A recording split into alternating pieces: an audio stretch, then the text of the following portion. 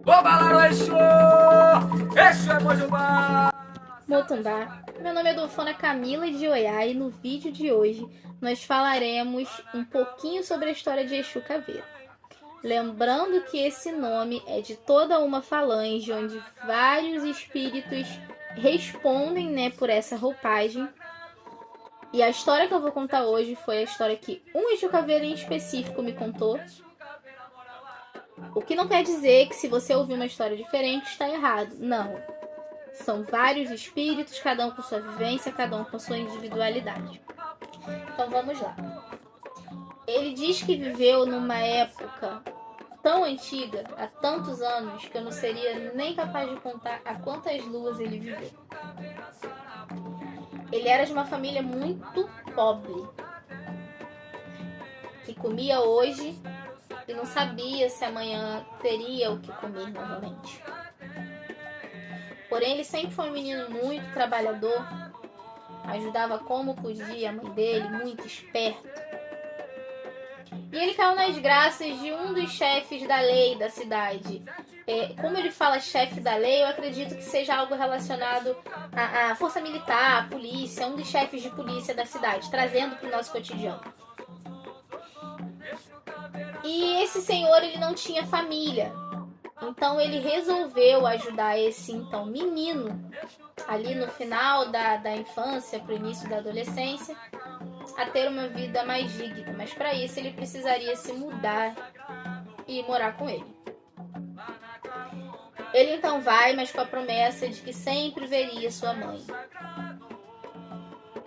Então ele estuda, ele consegue ter o melhor que ele poderia naquela época, graças a esse senhor. Sempre que ele pode, ele vai até a casa da mãe.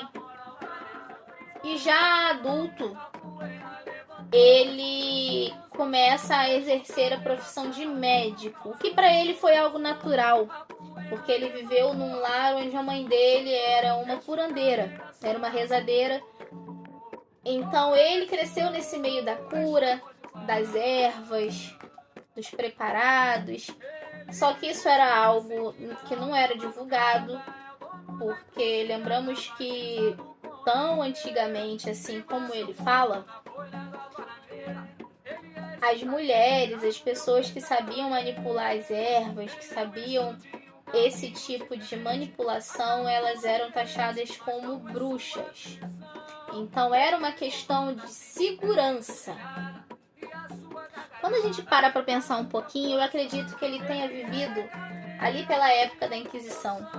Porque muitas coisas que ele fala me remete a essa época tão sombria. Bom, então ele consegue e começa a trabalhar como médico.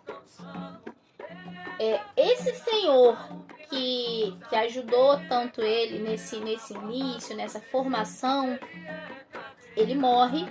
Ele não era uma pessoa rica, mas ele tinha uma boa situação e alguns recursos que ele deixa tudo para o senhor Exu Caveira. Durante essa morte, ele acaba ficando muito abatido, porque ele tem um enorme carinho por aquela pessoa que o criou, que deu tantas oportunidades para ele na vida. E ele se entrega a uma coisa que ele já tinha, que era um vício de bebida. Em uma dessas muitas noites, em bares, nas ruas, bebendo, ele conhece uma mulher, qual ele se apaixona perdidamente. Até então ele nunca tinha tido um amor. Então quando ele conhece essa mulher, ele se apaixona e ele faz tudo por aquela mulher e dá tudo o que aquela mulher quer. Ela conseguiu tirar tudo do senhor Exu Caveira. Cada centavo, cada moeda. Nisso ele já não conseguia mais trabalhar. Ele já estava perdendo toda a credibilidade que ele demorou anos para construir. na profissão dele, como médico, como uma pessoa conhecida, conceituada.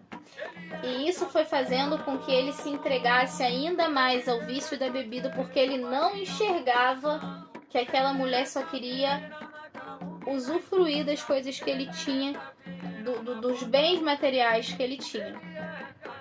Ele percebe isso quando já é muito tarde, quando ele já está sem casa, quando ele já está na rua, que é onde ele se entrega de vez para o vício do álcool e acaba ficando doente e morre sozinho nas ruas, entregue à desilusão, entregue ao vício, entregue à mágoa, entregue à tristeza.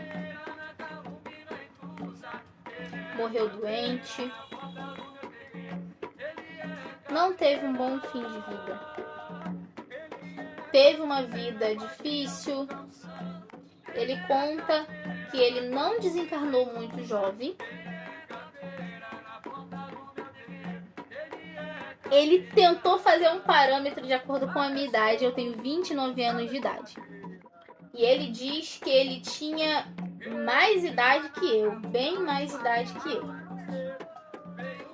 Então, se a gente for pensar um pouquinho por tudo, pela história, eu calculo que ele deve ter vivido aí os seus 40 e tantos anos, 50, o que para essa época que eu acredito que ele tenha vivido, isso era muito.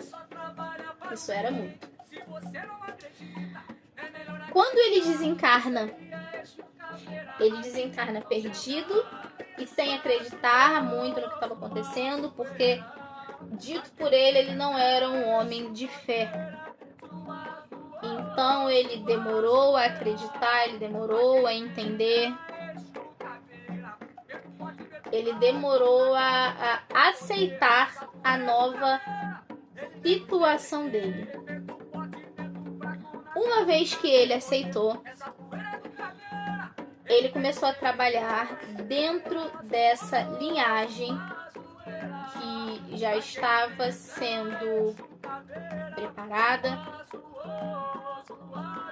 Tem sua preferência pelo trabalho na linha da saúde e na linha do trabalho.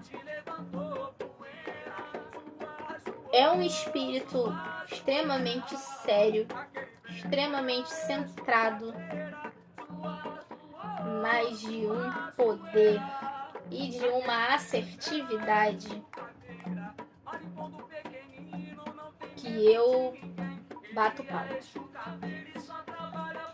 Bom, meus irmãos, essa é a história de um espírito que responde na falange de Senhor Exu Caveira.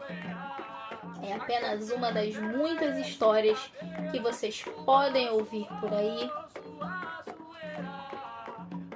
Eu espero que vocês tenham gostado. Por hoje é só. No próximo vídeo falaremos no próximo vídeo sobre Exus, falaremos sobre uma das duas pombogiras. A votação ainda está correndo e vamos encerrar nos próximos dias e preparar um conteúdo bem legal para vocês. Então curta, compartilhe, indique o nosso canal para os irmãos, para os amigos. E se você ainda não nos segue nas redes sociais, no Instagram, no YouTube, siga. Axé. Sabe, Exu Caveira?